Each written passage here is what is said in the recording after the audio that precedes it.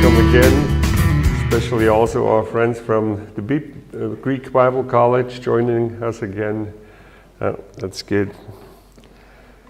It is quite challenging to approach this topic now because very easily we fall into the same trap as we do in our schools when we talk about character formation. We talk about. In educational terms, we quite often use the notion or the concept of presentation and representation. Are we just presenting certain truth, or are we representing it as persons, as institutions, as communities, the culture of an institution? And very easily in such conferences, we experience the same. Are we just presenting what we think is correct and right and true? Or are we just in the way we interact, representing something of that? And this immediately has to do something how we meet each other, how the conversations are at the table. Is there some mutual encounter and careful listening and appreciation? What kind of culture do we develop within 2 days? But I just want to say, as we now move into maybe the more practical, in a sense, how are we doing this in our schools? We are talking about us, first of all, and not about what are we going to tell our students at home. And this makes it challenging for this day, but I think this is very important. The theme for this morning is the resurrection of character. And we are taking Marvin's statement when he said the problem is often character formation is unclear, marginal, and unintentional. This is, so to speak, the diagnosis, and now we move to the part how character education can become intentional, central, and clear again in our educational institutions. And I'm very happy, fortunately, we do not begin from scratch. All schools I have visited in recent years facilitate character formation in some ways. Some very intentional, some maybe not so intentional, but it is there. However, I also realize that most of, if not all of us, are struggling with character formation, and there are various reasons for that. I think many of the reasons have to do with considerable changes in the way we operate our schools, changes that have taken place in recent years. I mentioned just a few. The development of non-residential and part-time models of theological education.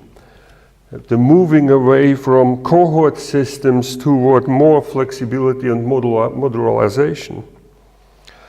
Or I think of new forms of delivery, such as distance education, many forms of distance education and internet-based learning. Or we heard it yesterday already, accreditation and the formalization of learning processes, and many others. I'm not saying character education is not possible within these new forms, but it's challenging. We are maybe not used to it. We still stick to some old forms and don't know how to do it within these new paradigms. This session wants to help us to refocus on character education. How can we become more intentional? And the seminars, the following seminars, will develop this in different areas. We try to do this in the following way. We take one particular school. It's not a model. The school does not pretend to be the normative model. It's just to give you one example as an inspiration for the talks we have at the table. We assigned the task to a team from the Academy of World Mission, Akademie für Weltmission, the academic part of the Academy for World Mission is called the European School of Culture and Theology. It's linked to Columbia International University. It's located in Korntal near Stuttgart in Germany. We have we have assigned 4 persons to prepare this and to present it to you. This is Carmen Kraus. We introduced her yesterday already. She is the Director of Academic Services, covering what we normally say the non-curricular kind of things. But we try to avoid this kind of language. Dragot Hopp, who is the president, the principal of the school, he cannot be here. He was part of the team to prepare it, but unfortunately he cannot be here. Personally, I'm still the academic dean on the way out. And Joachim Pomren, who is also here, maybe Joachim, you can stand quickly, is on our teaching faculty. So we will present certain parts of what we are doing in connection with character formation, and we will give you time to interact at the table. I will start with 2 areas, and then Joachim and Carmen are adding 2 more areas. And each time we will have time for interaction. The first aspect sounds maybe very theoretical, but it very quickly becomes very practical. The point is anthropology and educational philosophy. And I always mention or say the basic convictions behind it, which gives us kind of the direction. The leading conviction is anthropology, our understanding of human beings, shapes educational efforts. If we go back in our documentation, the annual goals and aims, the mission statement, the 5-year plan, and I read through all those again because this was one of our emphases in recent years to intentionally work on character formation. We did not always use this term, but the content. And 2 basic terms occur again and again because they have become some sort of key terms and concepts to shape our understanding of theological education. One is a German term, very difficult to translate, the term Menschenbildung, which often is translated as educating the whole person or educating for humanity, just to become human beings. So we use this term quite often to define our philosophy of education. We want to educate persons and to help people to become entire, whole persons. And in connection with the biblical background, quite often we use the term wisdom. And we have done, in many contexts and situations with our faculty and staff, inspirational days and retreats and so on the concept of wisdom and what it means to be at a theological school. Now, before I say more to it, I would like to ask you just to discuss this at the tables. Take a few minutes at your table, reflect on the following question. What is the anthropology that guides your educational efforts? Have you ever thought about that? Is this a conversation in the faculty? What is the understanding of human beings behind what you are doing? It sounds maybe very philosophical or theological, but maybe we should think about it. So take a moment at the table. Can you identify this or name it? What is the anthropology behind what you are doing? Please, a few minutes at the tables. So can I have your attention again, please? I would like to follow up with one particular aspect now. I know there are many aspects of anthropology, and to link anthropology to education, I mean, this is a huge topic. But I just want to emphasize one one dimension, and it also grows out of my personal journey with that topic. When I attended Bible college, that's 40 years ago, I learned a new morning song that I didn't know before. We sang it quite often in chapel in the morning. It goes, in my translation, the text is not available in English, something like this. Let us in your name, Lord, do the right steps. Give us the courage out of faith. And then in each verse we have one particular request. Give us the courage out of faith to act today and tomorrow, to speak the truth today, to begin anew today, and then the final one, to become human beings with you. And I still remember from my background, it was this final phrase which somehow irritated me. Why should I pray in the morning to become a human being? I am a human being. And in addition, to be human, there were not good connotations with that. I grew up in a pietistic context. I mean, to be human, you should overcome certain things, probably. And the understanding of salvation is not really to become human. It's not salvation for humanity. It's salvation to become or to overcome humanity. So I was struggling with this theology in this song.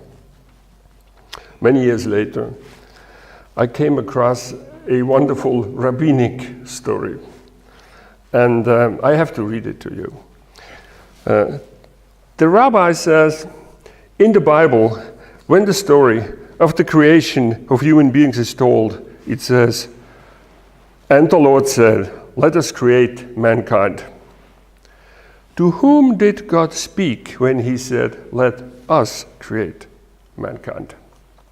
And the rabbi explained, when God spoke, he spoke already with the first human being himself, saying, come on, you and me together, we are going to create man. If you are not willing to help me, I can never make a true man. I know this may not be the best exegetical conclusion. But I think it's a very wise interpretation. There is a certain anthropology behind that. That becoming truly human beings in conversation with the Creator is what God wants us to become.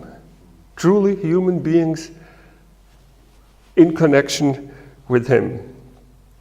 So in the understanding, the understanding is that education should focus on the development of becoming real human beings in conversation and in connection with God.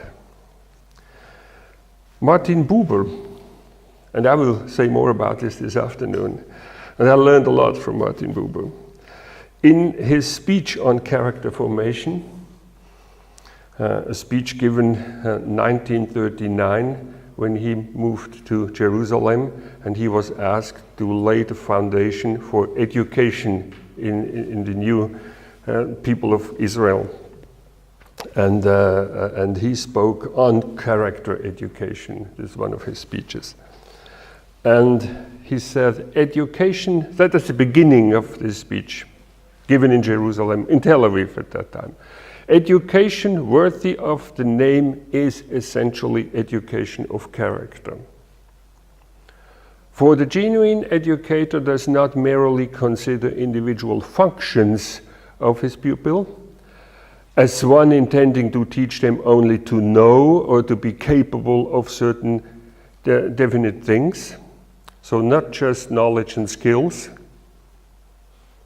but his concern is always the person as a whole, entire person, both in the actuality in which he lives before you and now, and his possibilities, what he can become. So what a person is now and here today, his reality. He quite often uses this term reality and realization. The potential of a person, what the person is right now, and the potential of a person, what the person can become. So this is the focus of education and the framework of character education. In this sense, we have tried to become intentional on Menschenbildung at Cornell. And as we did so, we formulated certain phrases in our mission statements and annual aims and goals, sentences like this. I just took out two. And this is part of the intentionality. Find words to define it, put it on paper, communicate it to your people, make it visible, let people think about it. Yeah. The capability to learn is part of the miracle of being a human being and part of the dignity of human beings. Worn out ways of thinking, habits and attitudes can be overcome, something new can grow. We stand for an integrated understanding of education, human persons. Now here we use the word Menschenbildung, based on a Christian anthropology.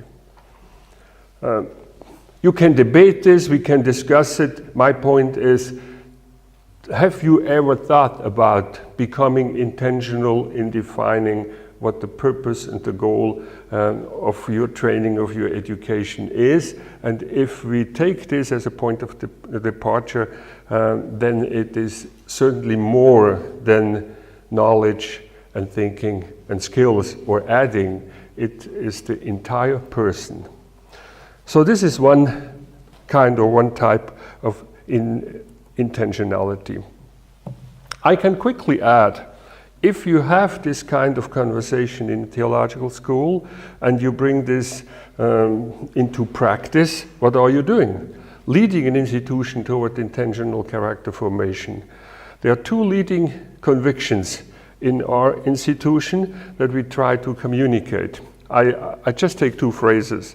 The one is a well-known phrase in our institution. Bob Ferris brought it to our institution. Maybe other people have used it many times. I do not exactly know where the origin is. The faculty is the curriculum, which tells you that people matter. How do you relate? What kind? Or are you just presenting knowledge and truth, or are you representing something? What are you representing? People. The faculty is the curriculum. And the second one, the task of the teacher is not just to present, but to represent. The teacher represents, he or she represents something. If these are leading convictions, then the first act, as you become intentional, has to do at the level of working with faculty and staff and the culture of an organization, before you do intentional things with students. And this is what we try to do in recent years, and we did several things again and again in our faculty retreats, leadership retreats, what we do in an extended way once a year, several days, but then also sometimes 1 or 2 days, going away from our campus, the leadership team, including the entire faculty, sometimes including staff, all the culture-shaping events as faculty and staff. Not just the business meetings, but meetings where we take time to shape community and shape culture, has always an aspect or an element of what I've been talking about.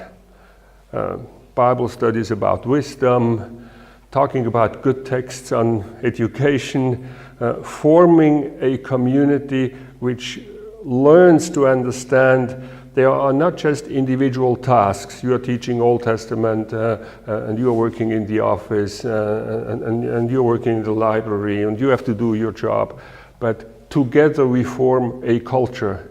And it is this culture which has a shaping power. We not just present intellectually a certain virtues and character to students, we work as a community to represent something. We are maybe at the beginning of a journey, but we do it intentionally. And now I would like to ask Joachim to come forward quickly. So I will stay in time. And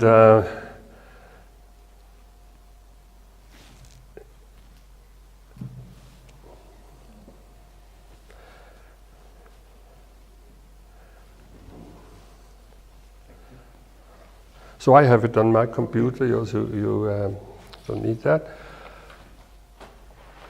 Now I had the privilege to work together with Joachim now for several years.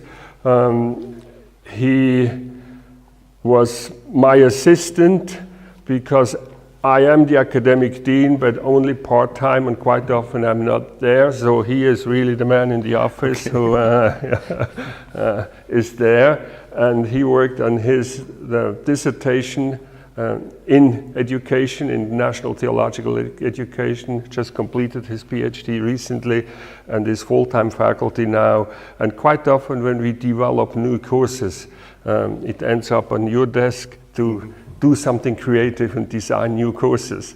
And in connection with character formation, we have several courses on wisdom leadership, and so on.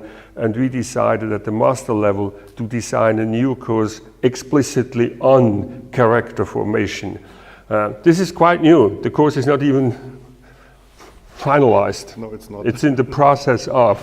But I asked him to share a few things. What is there in this particular course? And I ask you a few questions. So the course has the title, Character Formation as a Mandate of the Church. So our rationale is our graduates will be in churches, and character formation is something for the church, but they should get the training here. So what is, Joachim, in you designing this course, what are basic convictions, core convictions behind this title and this course? Yeah. So the main conviction is that we really believe that character formation or character education makes a significant contribution to our society. And that in terms of not modeling and showing the ideal man, but witnessing on how transformation can take place, witnessing the outcomes of trying to become Christ-like. And the special thing I want to focus on is how to deal with shortcomings, how to deal with sin, because this is a very, very important point in our society. They look on us and see our mistakes, and how do we deal with our mistakes? Like everybody's doing, hiding until it's not possible to hide, and then resign from all jobs, or dealing in a way that is Christ-like. This would be one special focus in it. Okay. Now, I was not involved in the development of the course. I'm on sabbatical right now, so he does not have someone just in the office to talk. So when I saw the slides, I read many things for the first time, and I read, bridging the gap is the main challenge. And for me, it sounds like, oh, this is your main concept. No, it's not. Okay, but can you say a few things what you mean by bridging the gaps is the main challenge?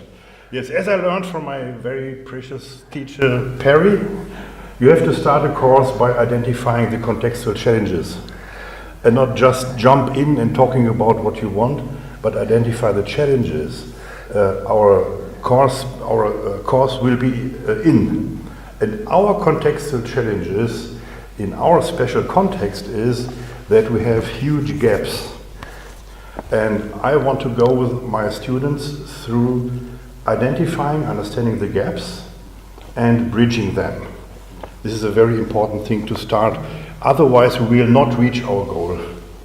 What do you mean by gaps? What sort of gaps? I mean, the picture probably is not really what you're going to do. Or No, it's not. No. I can give some examples, for example. Let me give some examples. Let's take this one here. The gap between proclaiming and adopting virtues and values. The gap between proclaiming them and learning them. It's a gap between, because we tend to proclaim and say, this is what we have to do, this is what we have to be, but this is not learning. And this is a gap that has a tradition in theological schools to proclaim and talk about, but not doing it. So education is not about teaching, but learning. This is the consequence out of it. So how to bridge the gap? Proclaiming is necessary, but showing them how to learn is the second leg of the whole thing. and how will you gap it? I mean, in the course. I want to start thinking about developing kingdom habits. That is a kingdom habit, it is just a word to cover, for example, what is philanthropy? What is that? Sitting together, thinking about, reflecting about, and then developing ways to learn it and to train it, that this becomes a habit. This is an expedition with the course. I will not present results, I want to develop with them the results. Okay. Yeah. I also read that you have defined, or you want to define the balance or the gap between grace and achievement. Yes. What do you mean by that? This is another gap I identified by trying to identify challenges. There is a tradition in our Protestant churches to make a difference and a gap between godly grace and human efforts. So it's either or. Either it's grace or it's human achievement. But that's not true. In the case of character education, it comes together. But bringing together means going beyond your traditional, maybe Lutheran position of Sigul Justus et Peccator. I like Luther, I'm a fan of Luther, and I learned from him very much.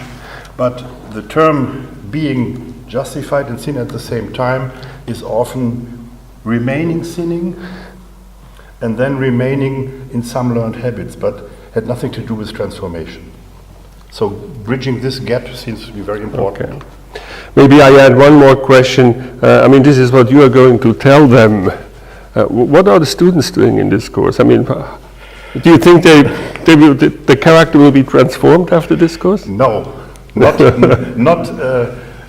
just by talking about, but what I want to do is to sit together with them for some days and try to identify with them and detect the pain they have, because everybody of us is not yet in the shape he wants to be and he should be.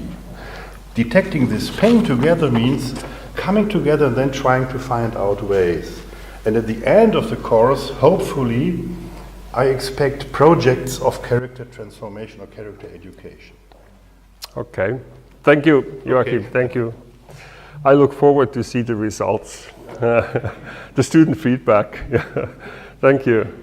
So the question is, or the issue is, how do we talk explicitly in courses about character and character education? This was just one example. So I ask you at the tables to talk about this. How do you in your school address explicitly in courses character and character education?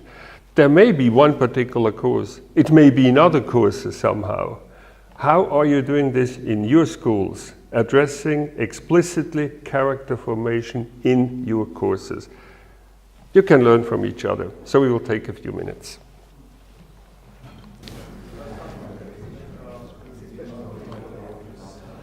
So I ask you to come back, and I will continue.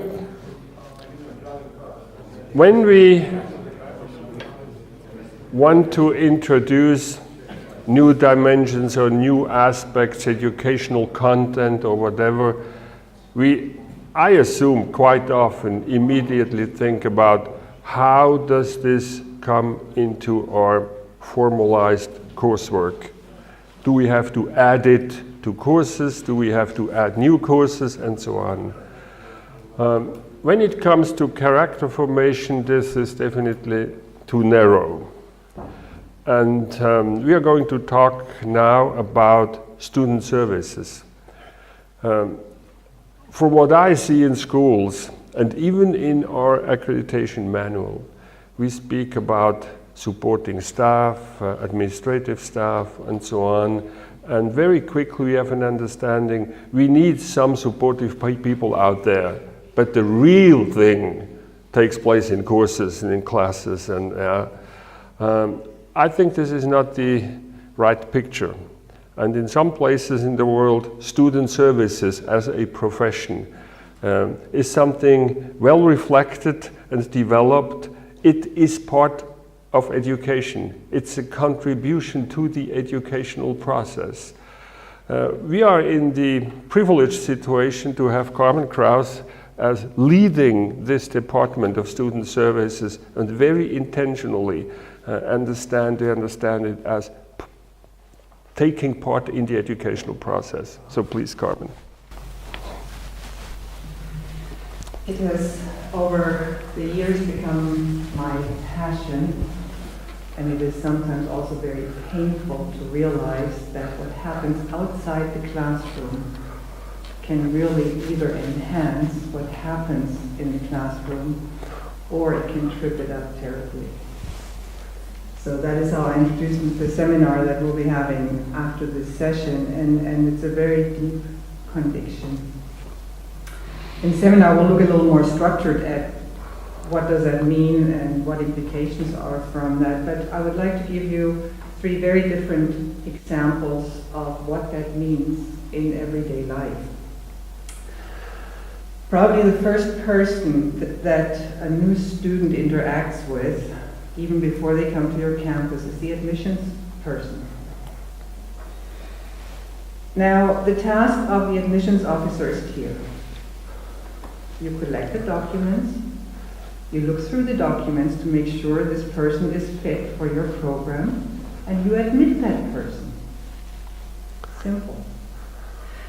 So anyone who can read and file and type can do the job. Of course not, obviously, otherwise I would not be standing here.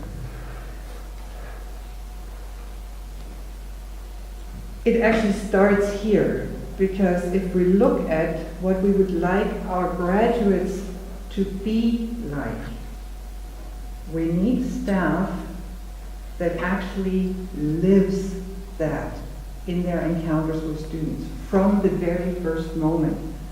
So if we don't have someone in admissions who understands what the overall goal is and treats the applicant accordingly, then they may be doing their factual job, but they're not contributing to what we as a school are trying to do. And I very intentionally say that we need a person who lives the values of our school and not model. Because modeling always means that I'm doing this so somebody else sees how good we are.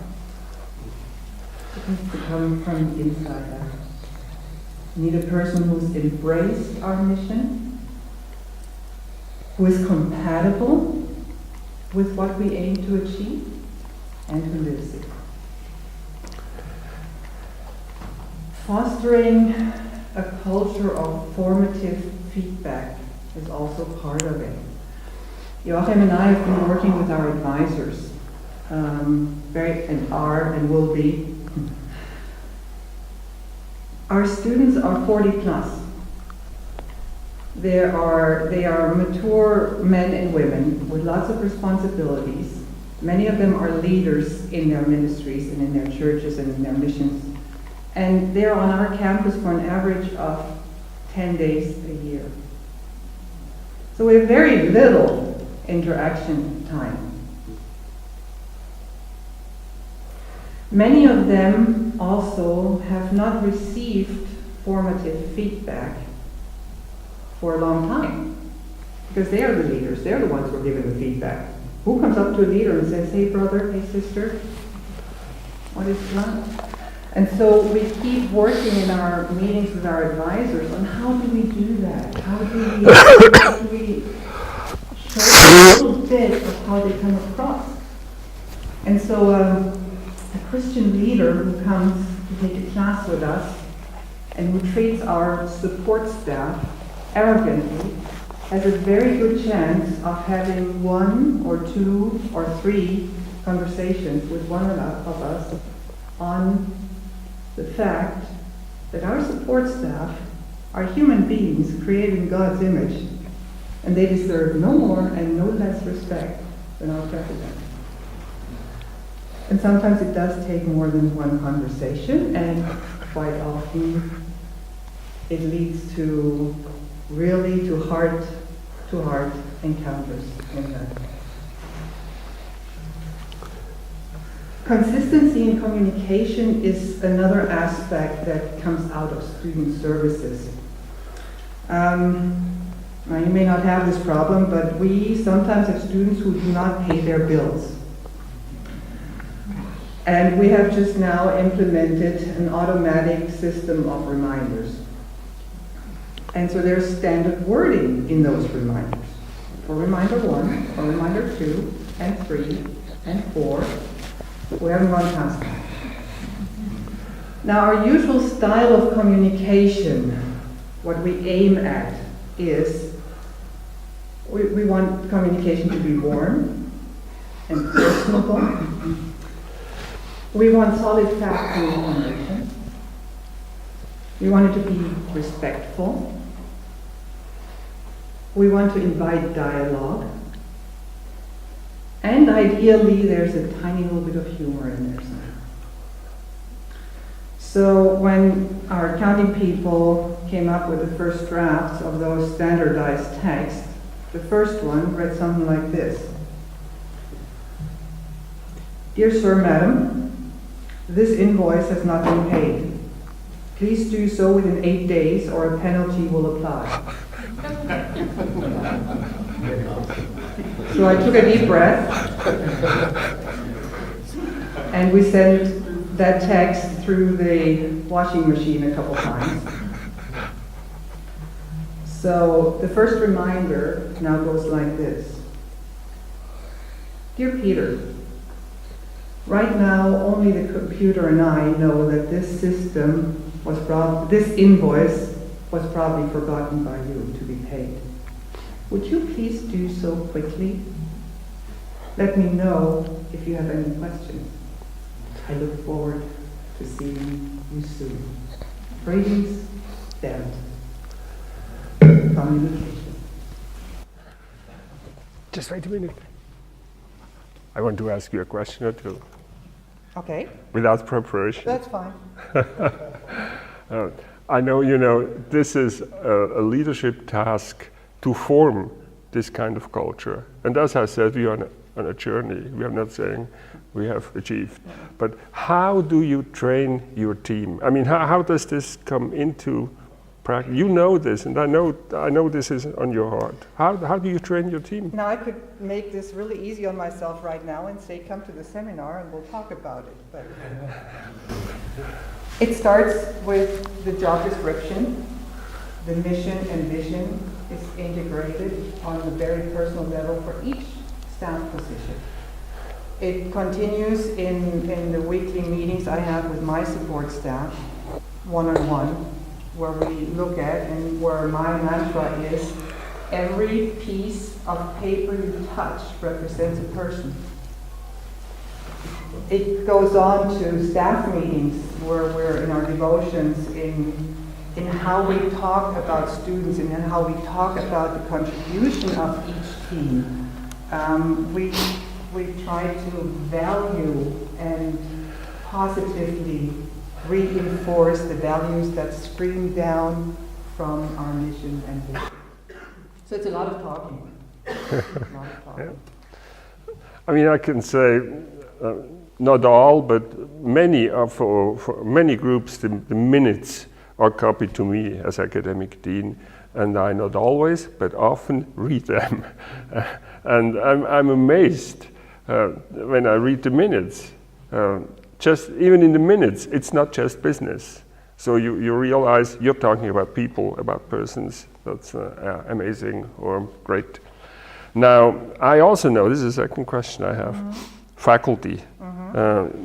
How do student services people relate to faculty? And I know this relationship from your perspective is not always easy. Here you have probably mostly faculty. What do you want to say to faculty? We've been working very hard at our student services people really being professionals in their specific field. So they know what they're doing, ideally, mostly, hopefully. And what we're trying to do is foster this appreciation of that we're in this together.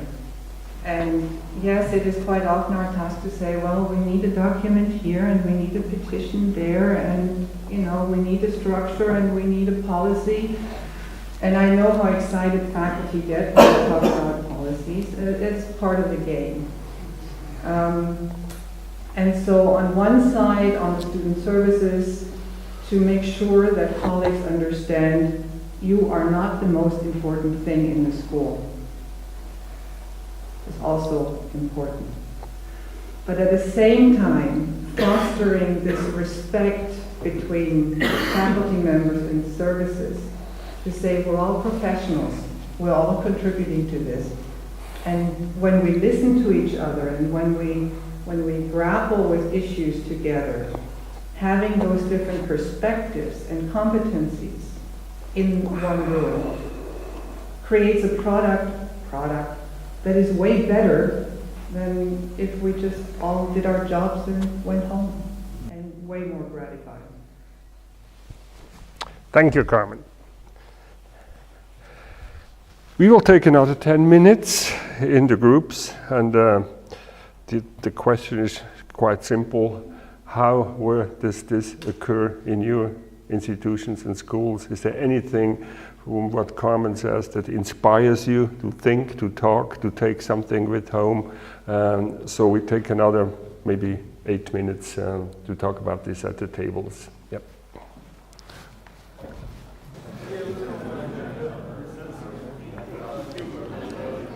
So I ask you to conclude the conversation and please come back. And I move on to a fifth and final point with the title Intentionality But. This is not something we have discussed explicitly or put on paper at the Korntal Seminary. It's my personal conviction, and it somehow flows into what we are doing.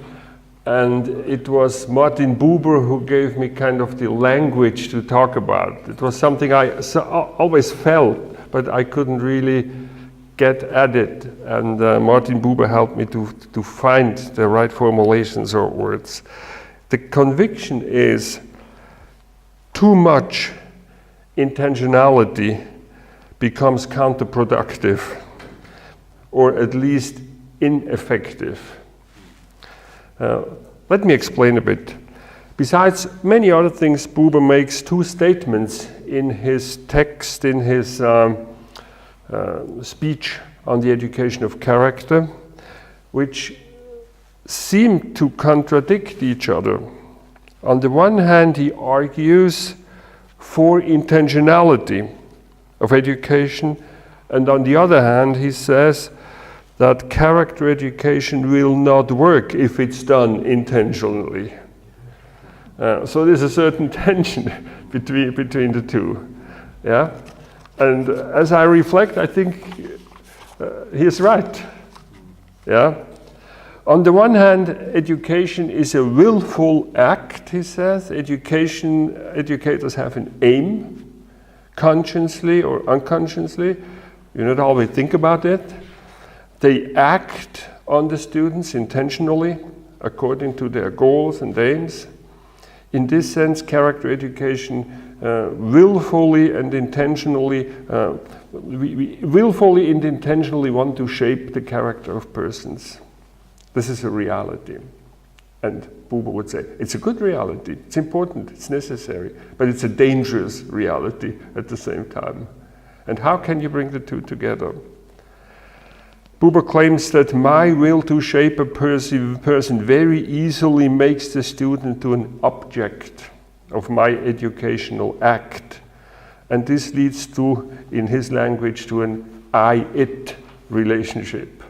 The student becomes the object of my formation and no longer a person in an I-thou relationship. However, the I-it relationship, according to Buber, makes the other person to an object and does not allow character formation, because character formation requires the I-thou relationship. I mean, the conclusion is clear. My well-intended educational willfulness can turn out to be counterproductive. And he uses pictures in family life and parents and children. Of course, we want to educate our children. But if I always just think, now I'm going to educate my child, I destroy the education. So how can we keep the two together? He mentions especially two possible mistakes.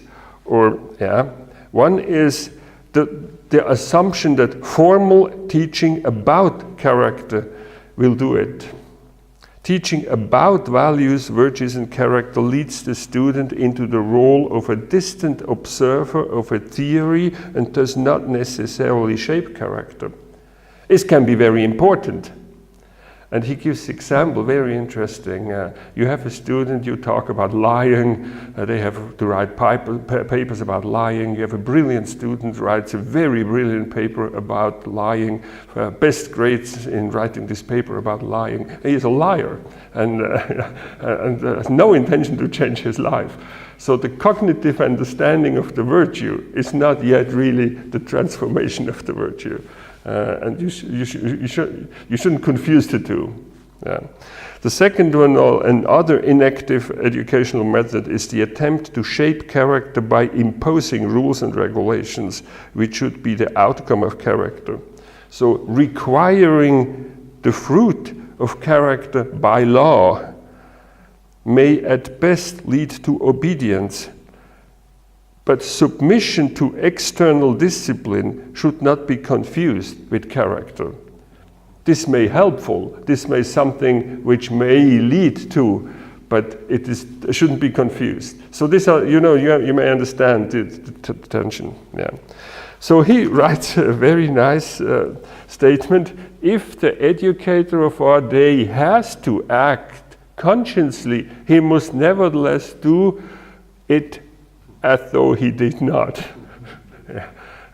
Not in a sense of having a hidden agenda or pretend something, but in the way, yes, I want to really shape my students, but I treat them as persons and not just as objects of my forming action. I'm not sure whether you get that. It's a certain tension, but I feel it's very important to see this as a tension and to say, yes, intentionality, but don't overdo it. You will destroy it if everything is intentional now. Then he adds, there is only one access to the student, to the pupil, in his case. This is confidence, trust. The student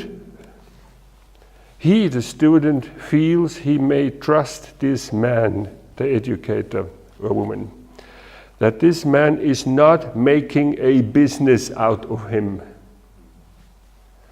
but is taking part in his life, accepting him before desiring to influence him. So his approach is not, you are a deficit system and I'm going to change this now. But it's I-thou relationship, entering gaining trust and confidence, and working with students. I find this very helpful and very challenging. And this, I guess, is something like the substance of a culture that can shape character. So at the end of this session, I would say, yes, become intentional. And we gave you a few examples from our institution, and I know you have collected many more, but don't be too intentional. You will destroy everything if you get too intentional. Okay, this is for this morning.